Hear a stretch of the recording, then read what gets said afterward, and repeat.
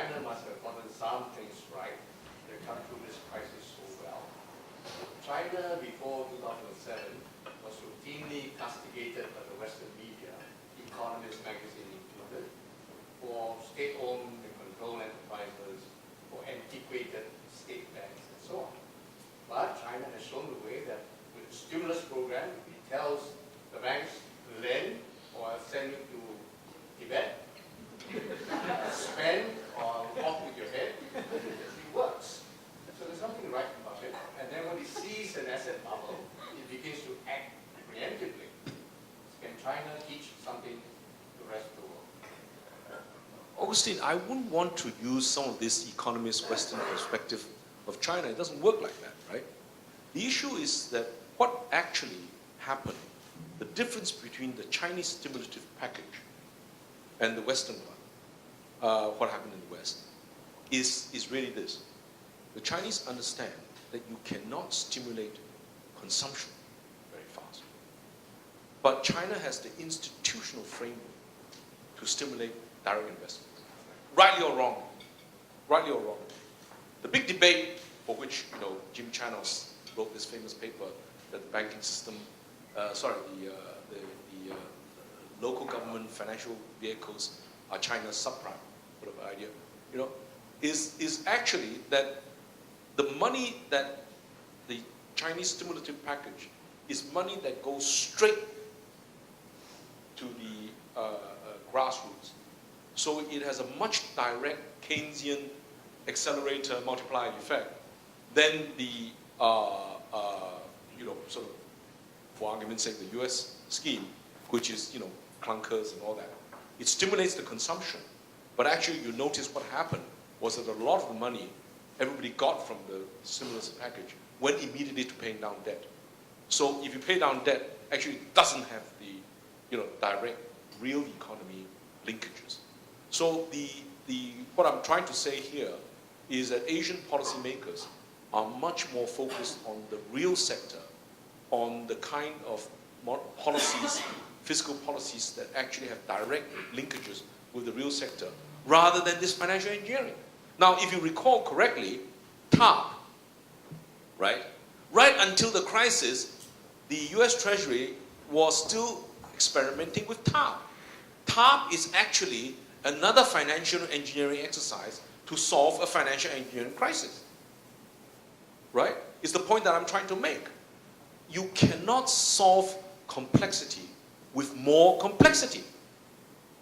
The stuff is just become so complex, none of us understand it anymore. Also, the Americans are highly leveraged at all levels. The Chinese were not. The Chinese government's debt is only 20% Sure, of GDP. sure. So you don't have this Ricardian equivalency back. That's right.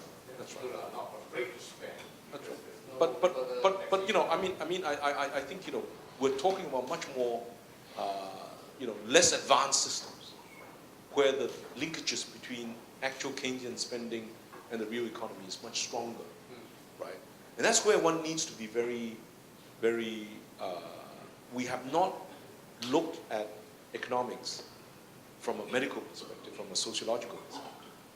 I mean, if you keep on using the same drug, sooner or later it doesn't work. And so I think what has happened is exactly the ZERP policy, the quantitative easing. The more you make, quantitative easing, the less effect it has. In fact, it creates its own perverse problems. But they have no choice. No, I disagree. I'm sorry, I disagree. No, I disagree. Augustine. I just read Yes. about it this morning. Yes. In the last year, the Chinese actually didn't buy any more US Treasury bills, part of their new $250 billion surplus. They use it somewhere else. So the American government got very concerned, the Fed got very worried. So they started buying their own bonds, and they bought long-term bonds from the private sector to objectives to keep interest rates down, short-term and long-term. And they had to do it, just as Britain had to do it. Britain has been financing its own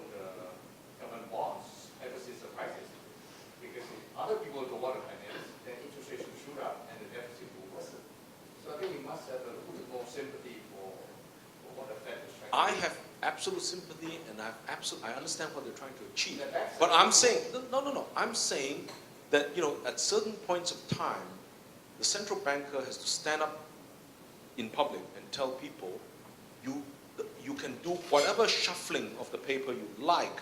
The real economy, the real losses are there, and you better admit it. That was what happened during the Asian crisis. The IMF came out and said, sorry guys, you've got to raise interest rates because there's no other way to clean up the system. Now, it didn't completely clean it up, but it raised enough interest rate, it kicked a lot of bad borrowers out of the system. Yeah, and then you had the creative destruction. Malaysia did the opposite. Malaysia did the opposite, but the problems in Malaysia were quite different.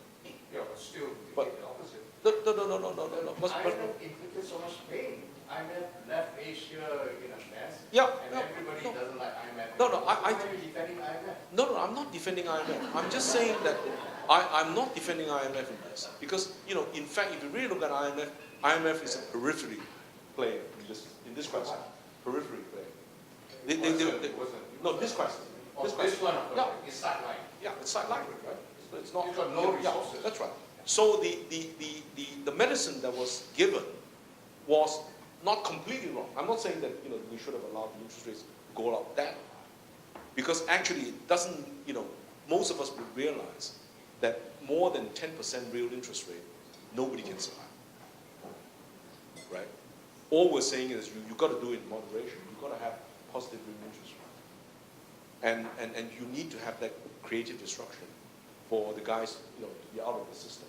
Unfortunately, the distortions are now creating distortions on distortions. And for those of us who are the savers, we suddenly woke up and said, wow, we're going to pay for all of this, right? Because ultimately we won't get the interest rate. Our holdings will be devalued. So at least if you raise interest rates, people will say, I will still hold whatever currency, because at least I'm being paid for the risk. But at the moment, once interest rate is zero, I am not paid for the risk, and I have a devaluation risk on top of that. So are you surprised a lot of people have now shifted out into real estate, gold, and commodity? Okay, but for the poor people who are already leveraged, they don't pay zero interest rates. They pay high mortgage interest rates and high loan rates, and that's precisely the problem. This is a distortion. No, but which is why I've never understood that when it wasn't Volcker, but it's a few other people who actually said, why don't you give the money to the borrowers of the housing, right? Rather than giving it to the bankers. Now, it doesn't mean that you don't guarantee the bankers, right? You can still guarantee the banking book, but you actually give the money to solve the guys who actually went inadvertently. Obama tried. But Now it's over. Yeah. And then the market is dropping. Yes. Again. It's a one-shot deal. No, it's not a one-shot deal. I think, the point is that what is actually happening in the United States is that the foreclosures are actually, driving even greater social inequity and making the mood even more ugly. Okay, we go on to hold the discussion. Perhaps we could have one last burning question. Thank you. Hello. Thanks for the very interesting talk. I just want to check on this. The U.S. in the early days try to balance the trade and put a lot of pressure on the Japanese. You guys got to devalue your currency. Don't put too much protection on the currency and all that. It didn't work. And now they are trying to put it on the Chinese as well. Obviously, they should learn the lesson, but they have not learned. And now the only thing now to solve the 2008 issue, initially we have seen they've been printing money, keep on printing cash. Ultimately, everybody is going to be the loser. And the Asian side here, holding a lot of those US papers, all these things, we're going to end up eating all these losses. And in your opinion, what do you think is, I'm sure US, they have a lot of the talent people there looking at all these. But so far, we have not seen any solution other than they're printing money. And the public here accept it mainly because the confidence level of the US is still there. that's not going to be a long-term solution. What do you think? Well, I wrote the book published by Oxford University Press and the World Bank called Bank Restructuring Lessons from the 80s. The technical side may be slightly outdated, but the fundamental messages have not changed. There are 4 phases of financial crisis. The reform side. Phase 1 is diagnosis, right? You've got to understand what's wrong with the problem before you apply the medicine, okay? Second one is damage control. You have to do whatever is necessary to get through the next day. You have to do exactly like a doctor. You have to do damage control. The third one is politically the most difficult one. It's called loss allocation. Who ultimately bears that loss? Okay? Now that one is a political economy question, not a simple answer. Now why is it a political economy question?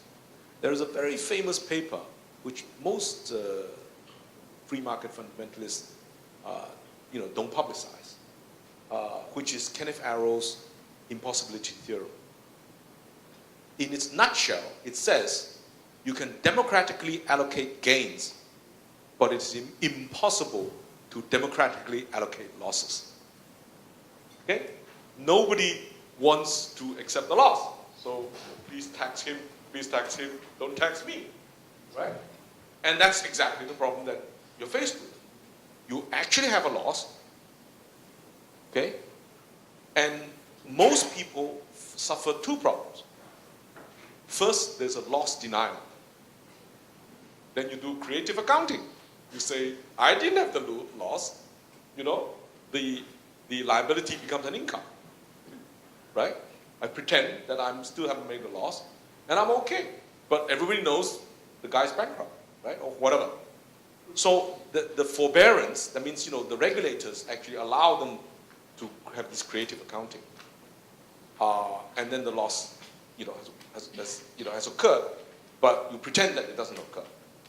The trouble with that is, you can pretend for a while, but you can fool some people some of the time, but you cannot fool people all of the time. Sooner or later, somebody will wake up, somebody's going to pay for this. So you have 2 problems, right? You have a loss situation on the paper side, on the financial side, and then you have the real side. And so who's going to pay for this? The answer is, if you're highly leveraged, somebody's got to pay for it. You pay for it in terms of lost jobs, the output gap, right? Or if you happen to be holding all my paper, I just, that's what a bankrupt is. I just tear this piece of paper up, my loss is socialized, right? So that's exactly what people are waking up to now. Quantitative easing and zero interest rate policy means that whoever holds that piece of paper is going to pay for that loss. Right? And that's why I'm shocked that, they think that, the money illusion can still work. It's not about money illusion. I mean, if you just compare between Volcker and this present generation of central bankers. What Volcker did in 1981 was to raise interest rates very high. What did that do? That sent the United States into a very sharp recession. There was great creative destruction. And then thereafter, America boomed for 30 years. This generation, and basically Volcker's point was very simple. This generation pays for this generation's mistakes. What this generation of central bankers is saying, the next generation pays for this generation's mistakes. Okay? Because the next generation doesn't vote yet. And that's, a very difficult issue. And it's exactly, is it in my book? My book actually has a section about what is called the Fisher rule. There's a very simple calculation on how fiscal losses, who pays for it in the end. It depends upon the interest rate, it depends upon the GDP growth rate. There's a very simple formula that Stan Fisher evolved, which is very, very good. But the bottom line of that very complex formula is either you pay for it through higher interest rates to people you owe money to, or you postpone it forever.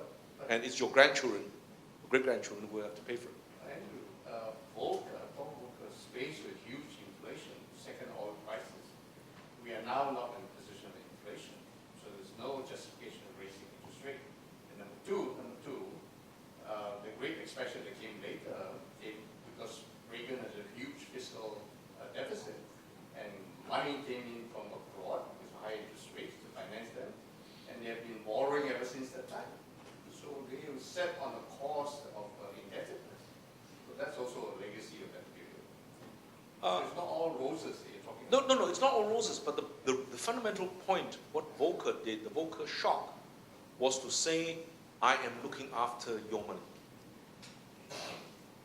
Okay? Because no, Augustine, you've got to go back to the three fundamental reasons why you hold money. It is a store of value, it is a medium of exchange, and it is a provider of liquidity. Currently, the dollar satisfies the last two, but the first one, people are beginning to have doubts about. Right? And that, in a sense, I'm surprised that, the Ben Bernanke is actually going to say, I'm going to go maximum QE. Right? So I'm, in that sense, increasing the leverage in the system. Since 71, when Nixon took America off the gold exchange standard, it's been a fiat money system. Exactly. And since that time, America has the option of devaluing its way out of its problems. Yes. So there's nothing new in the story. No, nothing, except that the devaluation is now accelerating in terms of the price of gold. Well, it's getting late in the evening, and Andrew has to go to the airport later. But can we put our hands together to Tan Sri Andrew Sheng?